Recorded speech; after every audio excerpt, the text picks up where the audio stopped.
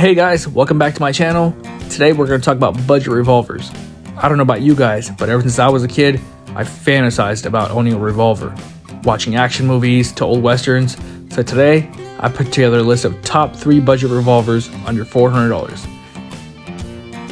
Number 3 on my list is a Rock Island Armory M200 and the 206. The 206 is their snub nose model, and the main reason people love this revolver, including myself, are the grips. I love these little wooden grips. Now, I know these grips are not the most fun to shoot with, but they still look amazing. I mean, don't they just remind you of childhood detective movies you used to watch? Rock Island does include a set of rubberized grips so you can switch them out if needed, which is more practical when you go to the range. But hey, the wooden ones are just beautiful. Now, this is a 200 model, and this is the 4-inch version of the exact same gun, and this one tends to have a lot less recoil. Price-wise, they're about the same, and I did get those prices for you. This is an M206 snub nose. Average I found them for is between $240 to $260. This store near where I live is selling the snub nose for about $245, which I think is a great deal. Now, the 200 model is actually a little bit cheaper than the snub nose. Also, I did want to mention that all the guns that I'm comparing in this video are chambered in .38 special, and they all have 6-shot cylinders because I wanted to keep it even across the board. So I have also put together a list of pros and cons for all the guns on my list. So I'm going to start with the Rock Island. The pros for this gun: price. Number 1, I think these are probably the cheapest ones on the list with the other 3. The grips, specifically the grips on the snub nose. Everybody loves the grips. And I've heard the warranty on the Rock Islands is also very great warranty. Now getting into the cons. And the number 1 con people complain about is the cylinder timing. I actually tested one out at the gun store, and the hammer kept slipping from single action, which can be very hazardous. So definitely check that out. Number 2, the finishing. I'm not sure how the quality control is on these guns. They're made in the Philippines. But I mean, for a $250 gun, what more do you really expect? Moving on to the number 2 revolver on this list, it's the EAA Vindicator. Now, I know it's spelled with a W, but it's pronounced with the V, Vindicator, because it is made in Germany. Now, this revolver also comes in a 2-inch snub nose model and a 4-inch barrel model. The differences, let's get into it.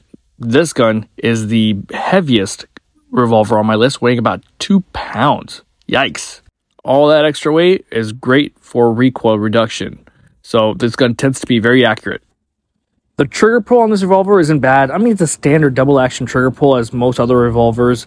But out of all of them, I think this would be the least likely to be concealed carry for me. It would probably be more of a backpack or a truck gun. But anyways, here's a snub nose model. $374 is the average price. And then the 4-inch model, they're going for about $396. So still $400 or less, but this one is a more pricier one of the 3 on my list, but it's still under $400. So let's move on to the pros and cons of the Vindicator. Pros, price. I mean, it's the more expensive option on the list, but it's still under $400. Low recoil. I think this one probably has the best recoil management out of all the revolvers on the list. And then the finish is probably number 3. I think it's the better finish out of all 3 revolvers on the list. It's got a blued frame, and I don't know, I like it. And even compared to the number 1 option, I think it's just better looking. Cons, the weight. This thing is heavy. I don't know if I would carry this around. And again, tying into concealability, I don't know. It's a good backpack or a truck gun for camping, but I wouldn't conceal carry this. And lack of parts and accessories. This revolver doesn't have much out there in terms of available options on the market. All right, that does it for the EA Vindicator. Let's move on to the number 1 gun on this list, the Taurus 856. Also chambered in .38 special with a 6-round cylinder. I think this gun is the best of both worlds, where it takes the lightweight of the Rock Island and the durability of the EAA Vindicator and kind of puts them into one gun. And this is just my personal opinion based on all 3 guns that I've experienced or have had experience with. This one has been my favorite so far. It just feels really good in the hand. The recoil is not too bad. And overall, it just feels very solid. It feels like a solid revolver. So as far as the prices go, I've seen the snub nose model go from $320 to $350 at the store. The Academy and Bass Pro Shop typically have them for a lot more, but the gun store near my house is selling for about $321. The 4-inch model is a little bit more expensive, but not too much more. It's about $342.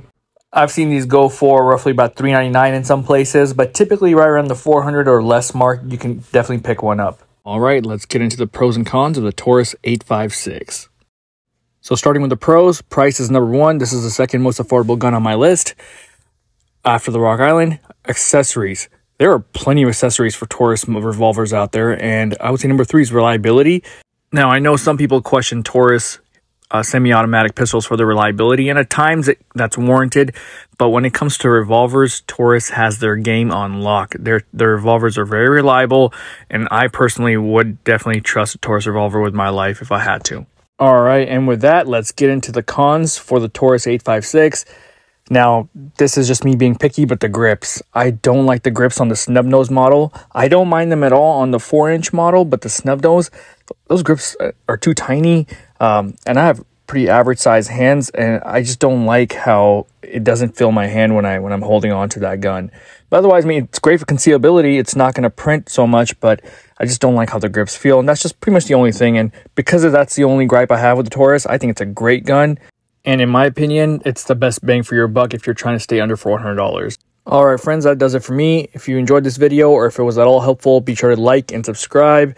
And I hope to see you guys again on the next one. Thank you and have a great day.